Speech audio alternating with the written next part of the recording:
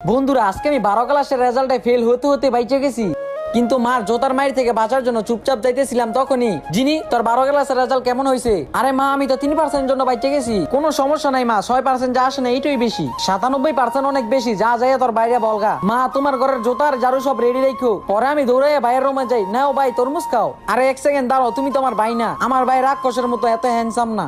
আরে ভাই বাথরুমে গিয়ে হাঁক ডাক দেয় তো আমার পুরো মুখ লাল হয়ে গেছে। আরে চুন্নি, তোর ভাই আমি, ওইটা না। তাইলে এইটা কে? আমি তোমার ভাইয়ের দোস্ত প্রিন্স। শোন বান্দর, আমি পাস করছি আর ওই টপ হয়েছে ক্লাসের। সর বান্দর এখান থেকে। আর ওই যদি টপ করে থাকে, আমিও 3% জন্য বেঁচে গেছি। আচ্ছা পারলে তোর রেজাল্ট দেখা। আরে ভাই ওরা কি বান্দরের মতো ঝগড়া লাগতেছে। পরে আমার ভাই আমার রেজাল্ট দেখে ফেলে। আরে বান্দর, তুই তো ফেল হতে হতে বেঁচে গেছ। পরে আমরা দুজন রাক্ষসের মতো মারামারি করতে থাকি। তখনই মা আইসা পরে, তুই ওর লগে টক্কর লইতেছ। ওই 3% জন্য 100 পায় নাই, আর তুই 60% পায় লাফালাফি করতেছ। মা, এই চুন্নি মিথ্যা কথা বলতেছে। বন্ধুরা, পার্ট 2 তে কি হয়? পার্ট 2 দেখার জন্য একটা লাভ কমেন্ট